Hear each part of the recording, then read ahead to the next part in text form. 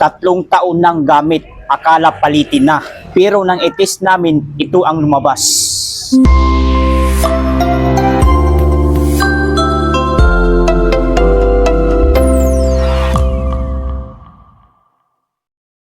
Magandang araw mga kabat expert PH. Mayroon tayong isang Gen 66L 70 LNB3 special type Motolite car battery na dinala sa atin ng may-ari para ipa-charge.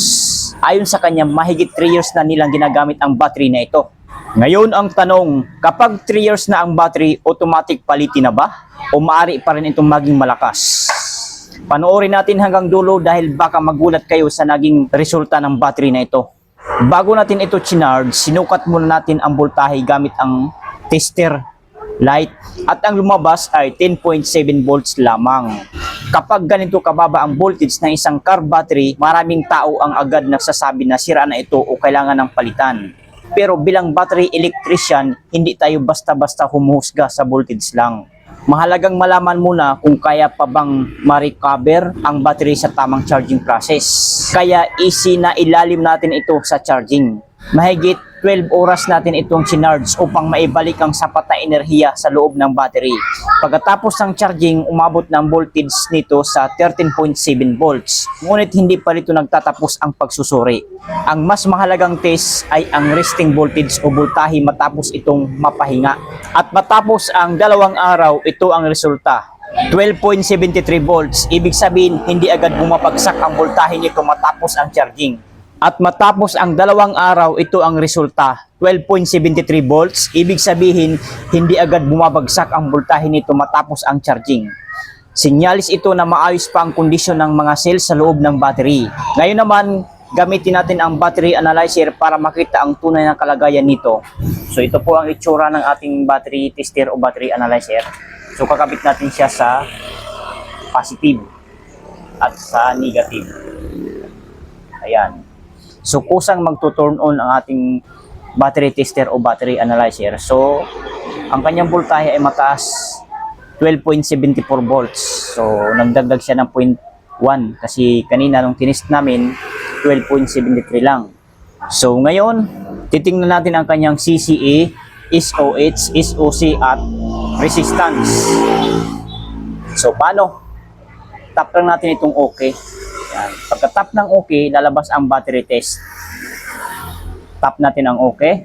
And pagka-tap ng OK, lalabas ang regular flooded. Tap pa rin natin ang OK. And pagka-tap ng OK, nasa CCA tayo. So number 1, 1 to 10 po ito. Pwede nyo po ililipat niya ng 1 to 10, depende sa battery na ititesting ninyo. Ang arrow lang pataas ang paglipat para magdagdag. Ayan. Ayan. Hanggang 10 po yan siya. Kung magbawas naman kayo sa number 1 CCA, dito naka-CCA siya, di ba? So, tap natin ang OK. Ang pagka-tap ng OK, 400 ampere rating. So, sapat na po yan, okay na po yan. So, ngayon, pagka nandyan na yan, testing nyo lang ang OK para mag-testing na siya. So, titigan na mabuti, huwag kukurap. Boom! Pansinin natin mga boss. Good battery. 385 CCE. Ano ibig sabihin ng CCE na ito? Ito po ay tinatawag na cold cranking amps. Yung starting power baga ng battery na dapat ay mataas. Ito, hindi na gaanong kataasan, nasa tama lang. Ibig sabihin, kapag ka mga diesel engine, hindi na po kayang mapaandar nito. Para lamang ito sa mga gasoline engine na makina. So, sana maliwanag.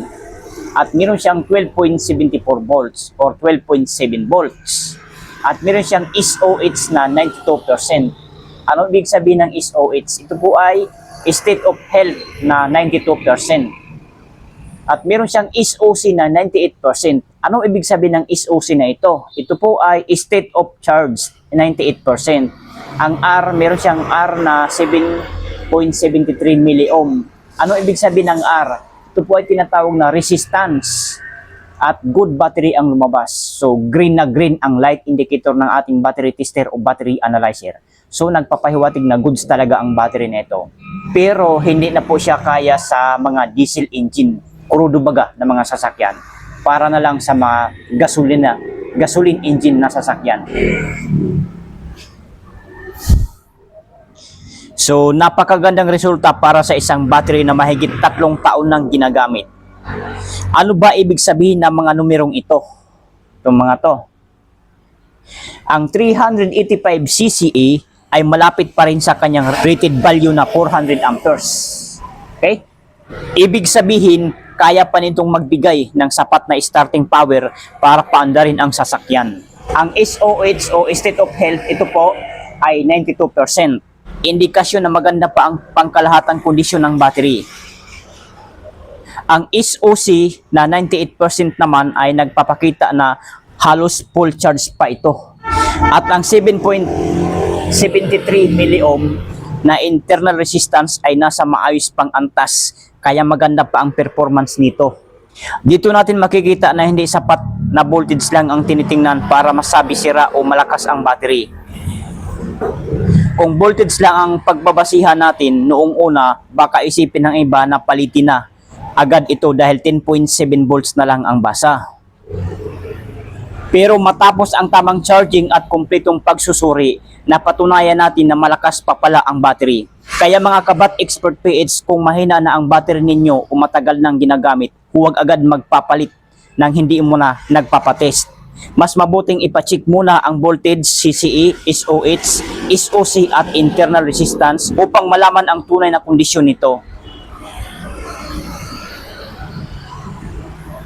Dahil minsan akala natin sira na ang battery pero kaya pa pala itong magbigay ng mahabang serbisyo. Kung may natutunan kayo sa video na ito, huwag kalimutan i-like, i-share at mag-subscribe sa Bat Expert PH. Pindutin na rin ang notification bell para wala kayong mamiss ng battery testing, charging tips at mga actual battery case studies. Maraming salamat sa panonood at magkita-kita tayo sa susunod na video. Test before replace, Bat Expert PH.